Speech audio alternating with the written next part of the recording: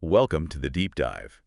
We're here today to really unpack a stack of sources you've shared, all focused on meditation. Yeah, it's a great mix. We've got, the deep experiential wisdom from practitioners like Young Yimingyo Rinpoche and the Dalai Lama. Right. And then sitting right alongside that, we have the hard data from modern science, including insights from a psychiatrist. It's quite the combination. It really is. And our goal for this deep dive really is to try and cut through some of the common, let's say, confusion or myths around meditation. Get to the heart of it. Exactly. What is it really? And how does it manage to have such a, well, profound impact, not just on our minds, but, physically on our brains too? So think of this maybe as a guide for anyone wanting to start or maybe go a bit deeper, but without feeling totally overwhelmed by it all. That's the plan. Hopefully clear, engaging, and useful. Okay, so let's unpack this because I think for a lot of people, the word meditation conjures up this image, right? Someone sitting stock still, trying desperately to empty their mind.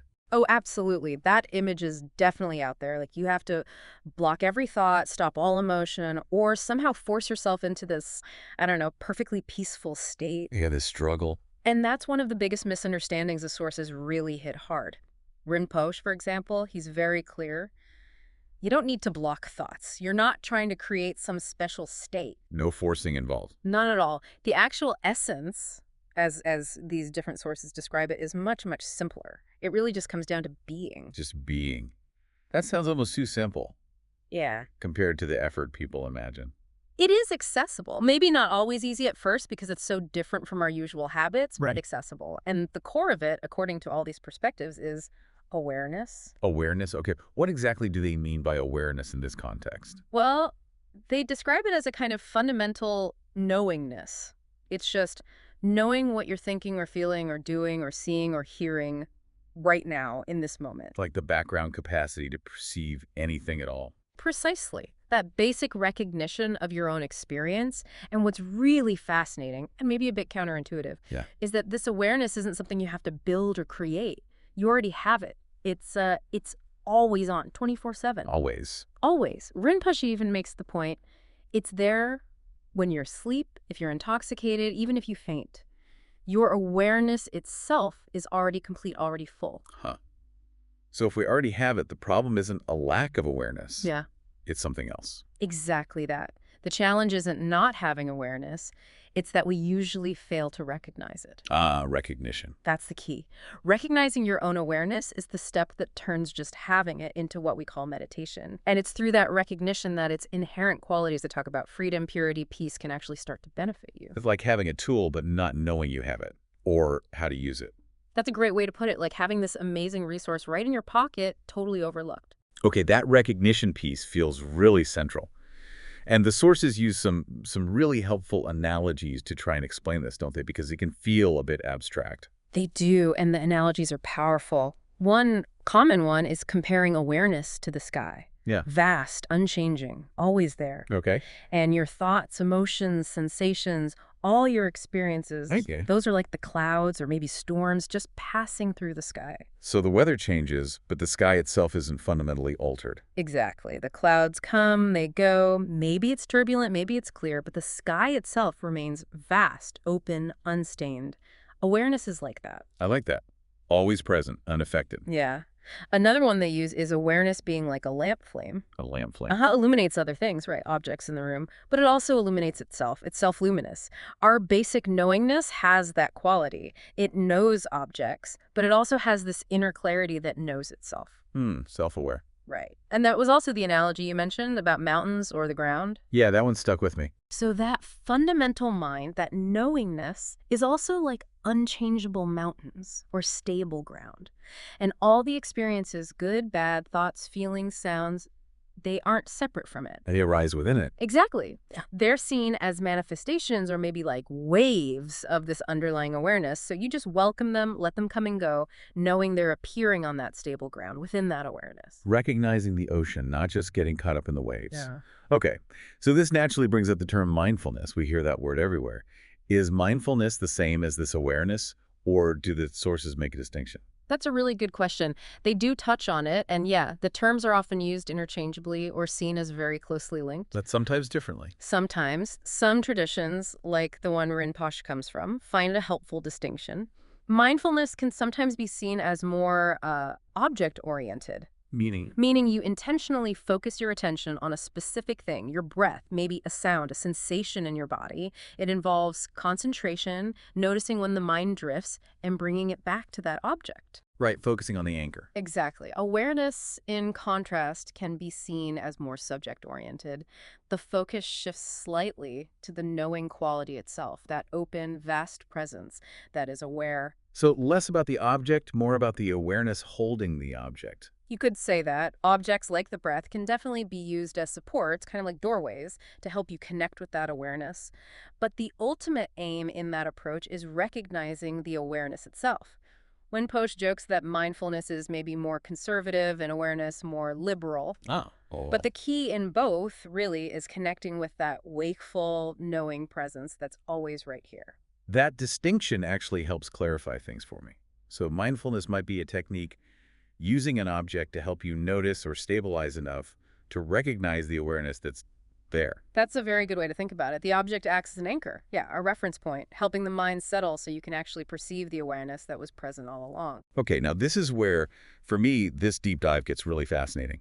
We're moving from the, let's say, the philosophical or experiential side to the concrete. Because meditation isn't just this abstract idea anymore. Science is seriously backing this up. These sources talk about measurable physical effects on the body. Absolutely. The scientific evidence now is incredibly strong. Dr. Tracy Marks, the psychiatrist in our sources, explains it really well. Your brain isn't static, it's not fixed. Right, neuroplasticity. Exactly, neuroplasticity. It changes based on what you do repeatedly. Just like lifting weights changes a muscle, meditating regularly literally reshapes key areas in your brain. Rinpoche mentions that too, doesn't he? How the science really challenges those old ideas that, if you were born anxious or unhappy, that was just your lot. Precisely. Now we understand the brain can change, and we can influence that change consciously through practices like meditation. That's where the real hope comes in, I think. So what specific brain areas are we talking about? Well, one key player is the amygdala. Think of it as your brain's emotional alarm system. It's designed to detect threats. The fight or flight center. Basically, yeah. In people with chronic stress or anxiety, it can be overactive, kind of trigger happy. Meditation has been shown to actually reduce its size and, importantly, its activity over time. Making you less reactive. Less jumpy. Exactly that. Less likely to get instantly hijacked by stress. You develop more capacity to pause, sort of step back, and respond more calmly instead of just knee-jerk reacting.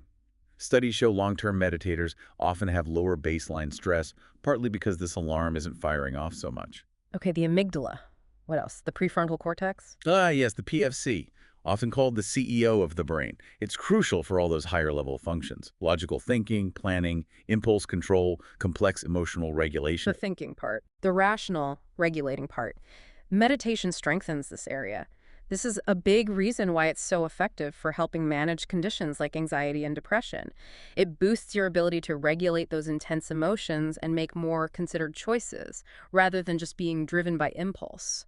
So it helps you maybe take that breath before reacting angrily. That's exactly the kind of practical outcome. And then there's another network, the default mode network, or DMM. DMN. Okay, what does that do? This network becomes active when your mind is wandering, when you're not focused on the outside world. It generates all that self-referential chatter. Oh, the internal monologue, replaying conversations, worrying about stuff. 701, constantly analyzing the past, projecting into the future, getting lost in thought loops. Rumination central. Sounds familiar. For most of us, yeah. Well, meditation has been shown to significantly reduce activity in the DMN. Yeah. Which makes it easier to stay grounded in the present moment, rather than being constantly pulled away by worries or replaying things. It's a key factor in why meditators often report feeling more present, less caught up inside their own heads. Wow. Okay, so structural changes. Are there effects beyond the brain's physical structure, like in the body? Oh, yes, definitely. The impact ripples out. Meditation helps lower levels of cortisol. The stress hormones. The main one, yeah. Chronically high cortisol isn't good linked to anxiety, fatigue, focus problems, so reducing it helps you stay more balanced. It also improves something called heart rate variability, HRV. HRV, I've heard of that. What does it indicate? HRV is a fascinating measure. It basically shows how adaptable your nervous system is specifically, how quickly you can shift from a stress state back to a calm state. Higher HRV is generally better, a sign of resilience. Yeah, meditation improves it. It does, often by increasing activity in the vagal nerve, which is a major part of your body's relaxation response. It's like strengthening your internal calm-down system. So it's making your whole system better at handling stress. Fundamentally, yes. And there are cognitive boosts, too. Things like attention and focus tend to improve. How? Partly through changes in neurotransmitters like dopamine and strengthening the neural circuits involved in attention. Even relatively short daily practice seems to help with attention span and working memory. And Dr. Marks mentioned something really encouraging, that these changes, these measurable brain shifts, they can start happening surprisingly quickly. Yes, that's a crucial point, and it really highlights neuroplasticity in action. Some studies have found measurable differences in brain activity after as little as, say, 7 hours of total practice. 7 hours total, so like 30 minutes a day for just 2 weeks. Exactly. It really underlines that this isn't necessarily something that takes decades to start working on a physical level. Real, tangible changes can begin relatively quickly with consistent practice. That is genuinely incredible to hear. Okay, so we get that meditation is about awareness. Science shows it physically changes us. Yeah. But clearly there isn't just one way to meditate. The sources cover quite a few different approaches. That's right. There's no single right way. One major category is often called focused attention meditation, sometimes known as shamatha. Okay, focused attention. Here, you deliberately concentrate on one single object. Could be the feeling of your breath, a word or phrase, a mantra, a sound, even a visual point. And the goal is to stay focused on that one thing. Well, the goal isn't necessarily perfect focus. The practice is noticing when your mind inevitably wanders off that object. Which it will. Oh, constantly at first. And then gently, without judgment, guiding your attention back to your chosen anchor, again and again. Right, building the focus muscle. Exactly. It's great for improving concentration, attention control, strengthening that prefrontal cortex we talked about.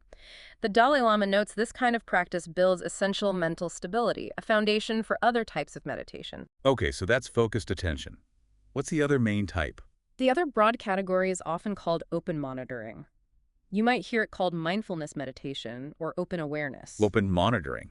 So Yeah. the opposite of focusing on one thing. Pretty much. Instead of narrowing your focus, you open your awareness to observe whatever arises in your experience, thoughts, feelings, sounds, physical sensations, just letting them come and go. Without grabbing onto them or pushing them away. Precisely. No judgment, no reaction, just observing. Like sitting by that riverbank watching everything flow past, or like watching clouds drift through the sky of your awareness. Okay, I see the connection to the sky analogy. Yeah.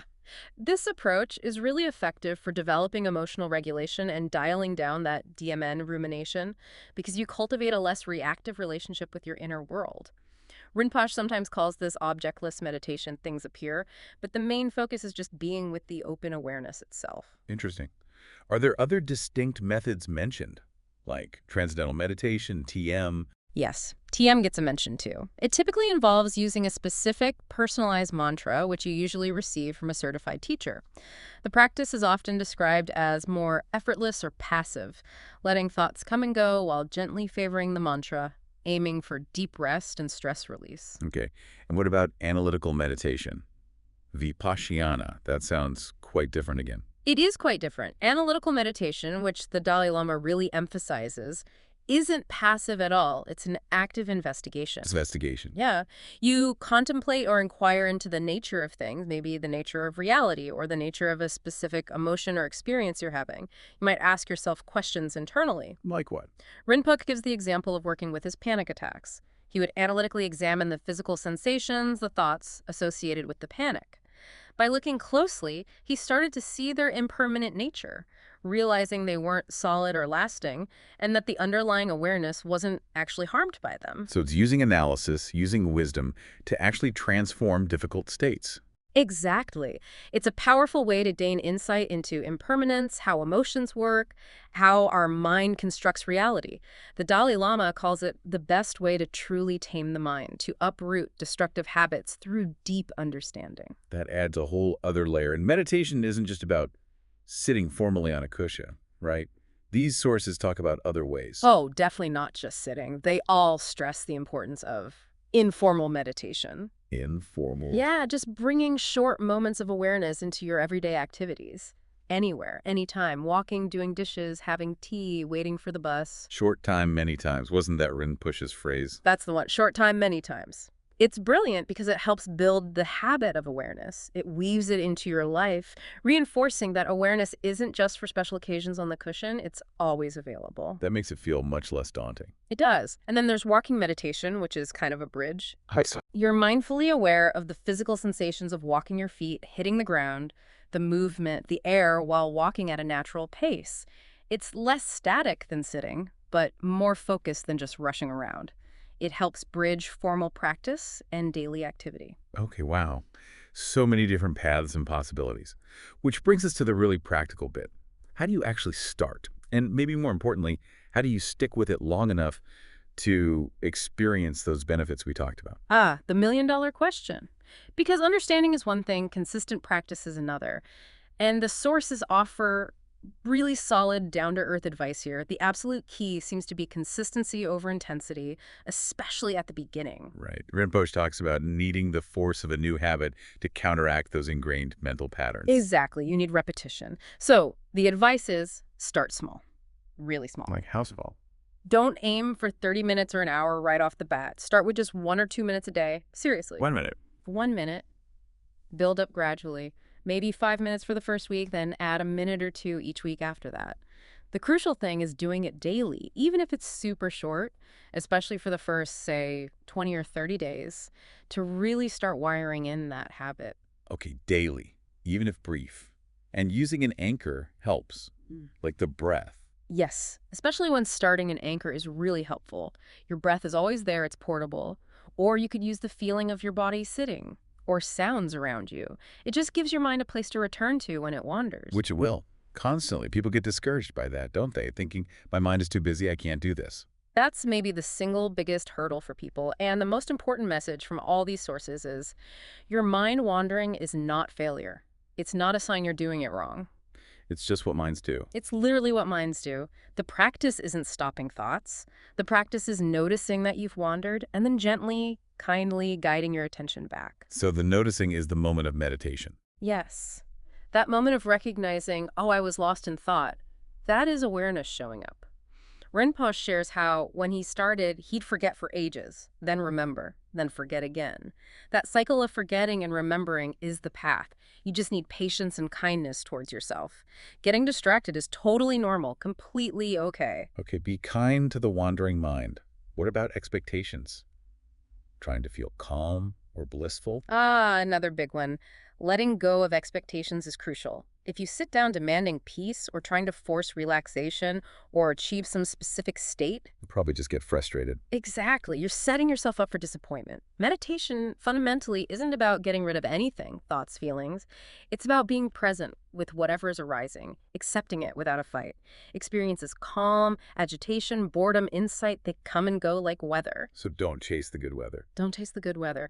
The real shift, the deeper realization or understanding isn't a fleeting feeling. It grows slowly, subtly, and it's much more stable. Just be present with what is. It really sounds like letting go of the struggle, letting go of the agenda is the core of the practice. Beautifully put. It's releasing that pressure to achieve and just hosting whatever shows up in the space of your awareness. You're not giving up. You're kind of giving in to the present reality. Okay, so if you're not meant to be chasing blissful states or dramatic experiences, how do you know if your practice is, well, working?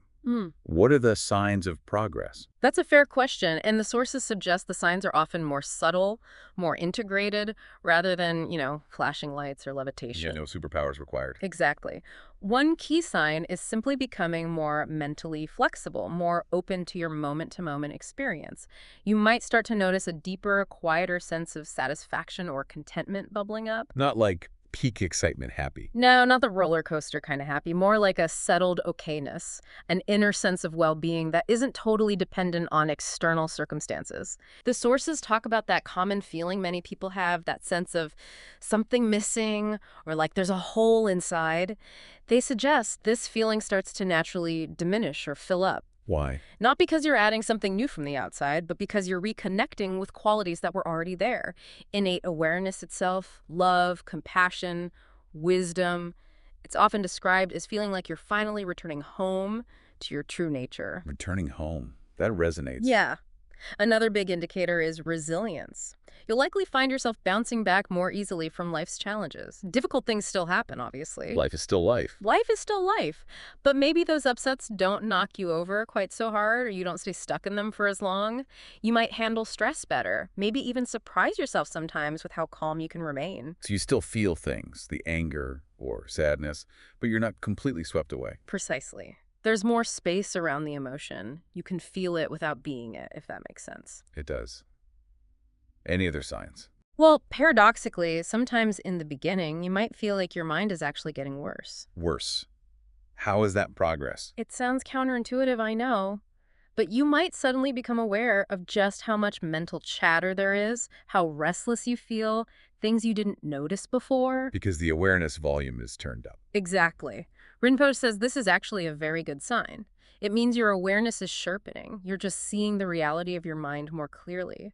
It usually settles down as you continue practicing and get more comfortable just noticing. Okay, that's reassuring. And over time, people often report naturally becoming kinder, both to themselves and others, more compassionate, seeing things and people with a bit less automatic judgment or prejudice. And just to reiterate, forget chasing psychic powers or anything like that. Definitely. Both the scientific and contemplative sources really downplay that. Even if unusual experiences happen, they aren't the point, and they don't guarantee freedom from suffering.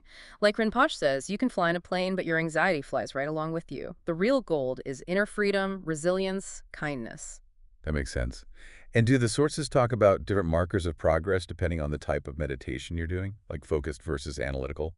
Yes, they do sometimes outline stages, especially for those two. For focused attention, or shamatha, progress is often described using metaphors related to mental stability. Right.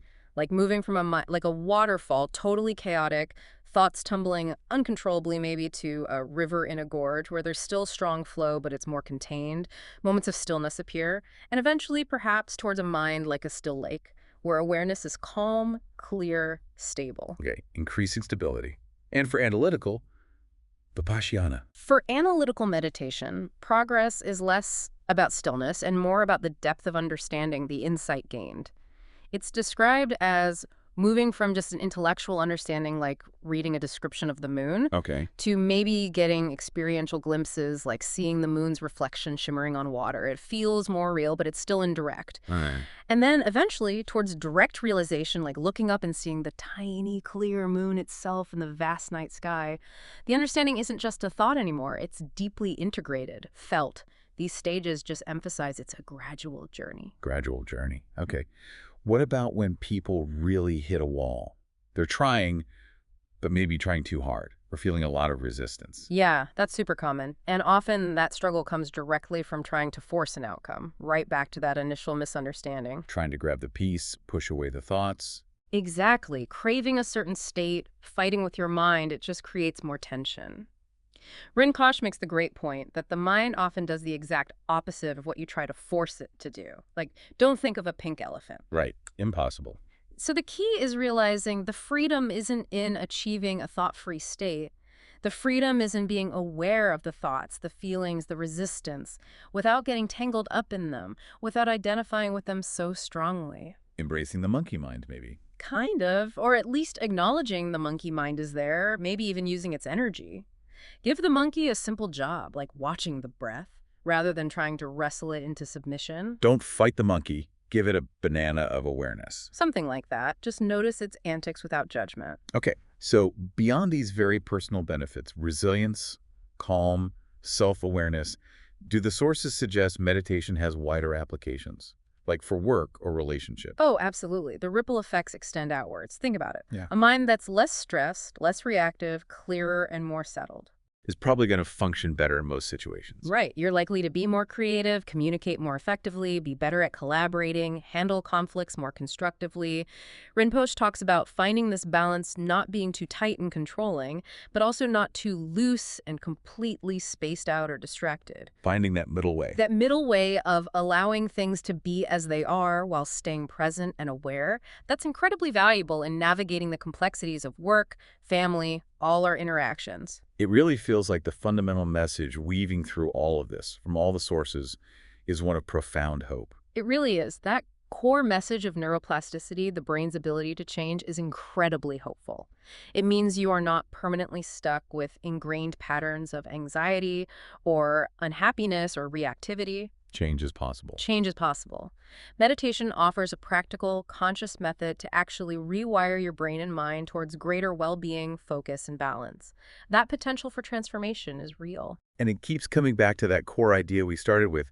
It's not about building something new from scratch, but about uncovering or recognizing something already within us. Exactly. That's a thread that runs through everything. Whether it's the ancient wisdom traditions or the implications of the neuroscience, they point towards this idea of a fundamental goodness, a complete awareness, inherent qualities like love, compassion, wisdom, already being part of our basic nature. So suffering comes from not seeing it. Largely, yes, from failing to recognize what we already possess. Meditation is presented as a path of discovery, of rediscovering and recognizing this innate inner wealth. Rinpoche uses that striking analogy. The apple. The apple, yeah. Having a perfect, nourishing apple right in your hand, but starving because you simply don't recognize it as food. Wow. That really shifts the whole feeling, doesn't it? It's not a struggle to become better, but maybe a journey of recognizing the wholeness that's already here. That's the profound invitation, I think. So let's bring this all together for you, our listener. What's a takeaway from this deep dive? Well, it seems meditation isn't some complex, rigid struggle to empty your mind or force yourself into a special state. Not at all. It's fundamentally a simple, accessible practice. It's about recognizing the awareness you already have, that basic, knowing presence that's with you in every single moment. And that simple act of recognition, it's backed by solid science now, showing real physical changes in your brain. Changes that can make you more resilient to stress, more focused, better able to navigate your own emotions. Yeah, change is genuinely possible, and you can start with just short moments. Practice consistently. There are definitely different paths you can explore: focusing attention, opening awareness, analytical investigation.